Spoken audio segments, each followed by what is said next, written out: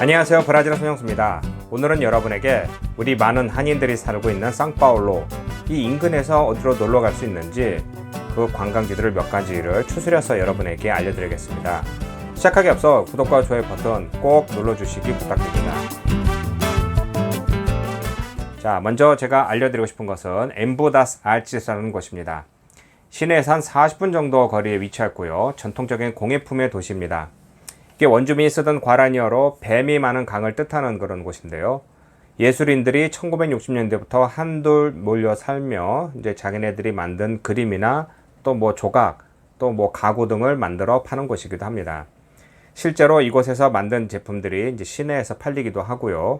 사람들이 이제 명성을 얻으며 이제 뭐 관광지로 변하게 되면서 본격적으로 주말에는 이제 여러 가지 시장터가 열리게 되면서 많은 관광객을 맞아들이는 곳입니다. 브라질의 특이한 점, 브라질 특유의 이런 문화를 볼 수 있는 곳이고요. 또 이곳에서는 직접 쓸 수 있는 뭐 가구들도 직접 살 수 있습니다. 네, 그렇다고 해서 이제 가격들이 모두 싼다는 건 아니고 각 개개인이 이제 작가로서 이제 만든 것이기 때문에 이제 돌아다니면서 구경하면서 브라질 문화, 특히 이제 건축물은 이제 수백 년 된 그런 건축물을 그대로 이어오면서 당시의 식민지 시대가 개척 시대의 사람들 어떻게 살았는지 그것을 잠깐 구경할 수 있는 곳이기도 합니다. 그러니까 가격은 또 그리 싸지는 않지만 또 이제 각자 이제 노력을 의해서 만든 것이기 때문에 작품 특이한 점은 많고요. 또 이제 그 당시에 이제 쓰던 이제 모양새를 그대로 볼 수 있는 곳이면서 이제 뭐 가족과 즐기기는 참 좋은 곳이기도 합니다. 자, 두 번째는 이제 라벤더의 도시라고 알려진 꾸냐라가 있습니다. 여기서 이제 상파울에서 이제 리우데자네이루 쪽으로 한 220km 정도 떨어져 있는데요. 이게 원래 이제 라벤더를 이제 재배하여 이제 그것을 이제 구경하고 뭐 농장을 따라서 이제 멋진 이제 사진을 찍는 그런 곳이기도 합니다.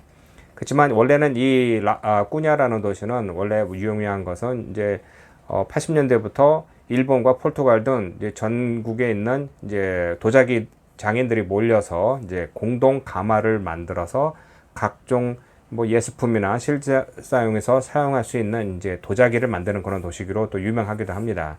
그래서 이제 이 두 가지를 모두 즐기기 위하여 원하는 도자기도 사고 또 라벤더 농장을 또 이제 구경할 수 있는 이런 멋진 풍경이 있는 곳이기도 합니다. 자, 세 번째는 이제 브라질 속에서 네덜란드 도시로 알려져 있는 올람브라가 있습니다. 이 시내에서 한 125km 정도 떨어져 있어서 넉넉히 한 2시간이면 도착하는 그런 도시입니다. 2차 대전 당시 네덜란드에서 전쟁 피해를 피하여 이 브라질로 이제 피신한 네덜란드 사람들이 도시를 형성하여 자기네들이 원래 잘하고 있던 꽃을 재배하는 곳이기도 합니다. 그러니까 실제로 이제 9월 달쯤 되면 봄이 시작할 때 꽃 축제가 열리기도 하는데요. 꼭 축제가 열리는 날이 아니더라도 이제 가보시면은 여러 가지 이제 도시가 이제 네덜란드 또 이렇게 브라질 이런 섞여서 이제 멋진 풍경을 자랑하는 곳이기도 합니다. 꽃을 뭐 사러 가시는 분도 있지만 그래도 뭐 꽃의 향기와 또 이런 문화를 즐기는 그런 좋은 곳이기도 합니다. 자, 그 다음은 이제 브라질 속에 이제 캄포스, 이제 스위스로 알려져 있는 캄포스 졸동이라고 있습니다. 그러니까 졸동 그러면은 이제 뭐 번역하는 사람은 어떤 사람은 요단, 그래서 요단강이냐 뭐 이렇게 물어보시는데 그게 아니라 예전에 이쪽 지역에 살던 사람의 이름이 졸동이기 때문에 거기서부터 유래된 것입니다. 이게 해발 한 1600m 정도에 있으면서 상파울루에서는 177km 떨어져 있습니다. 그러니까 이것도 이제 산을 올라가기 때문에 계산하면 2시간 반 정도는 이제 넉넉히 올라가야 되는데요. 이 남미 지역에서 이제 잘 볼 수 없는 북유럽 스타일의 건축물과 또 사시사철 선선합니다. 특히 이제 겨울철만 되면 영하 이하로 떨어지기 때문에 이게 좀 추위를 즐길 수 있는 곳이기도 합니다.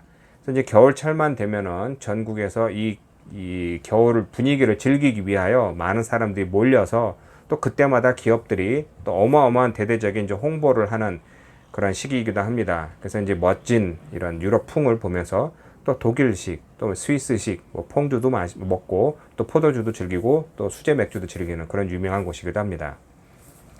자, 그 다음 이제 포도밭의 도시 성호끼가 있습니다. 이게 시내에서 70km 정도 떨어져 있기 때문에 그냥 달리면은 뭐 1시간 정도면 도착한다고 합니다. 근데 이제 이게 원래 이제 포도는 이 상파울루 인근에서도 많이 재배되어 이제 포도주로 이제 만들어지기도 하는데요. 이 성호끼는 또 도시 자체가 아예 포도주를 이제 관광 명소로 알려지면서 한 10km 정도 이어지는 이제 어마어마한 이제 포도밭을 일반인들에게 공개하기도 합니다. 그러니까 일반인들이 가서 이제 포도도 따면서 포도주를 만드는 것, 또 각 농장들을 돌아다니면서 그 포도주를 어떻게 만드는지 이런 것을 이제 시음하는 그런 코스가 있기도 합니다.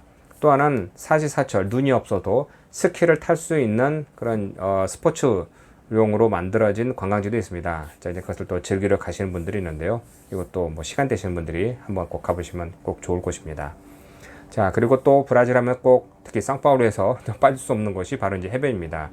뭐 시내에서 달리면은 1시간 이내 한 60km 떨어진 곳에 뭐 해안 도시가 있기도 하지만 상파울루를 위주로 북쪽으로 올라갈수록 그러니까 리우데자네이루나 에스피리투 산토 뭐 바이아 등 그쪽으로 계속 올라갈수록 해변이 좋고요. 물도 좋습니다.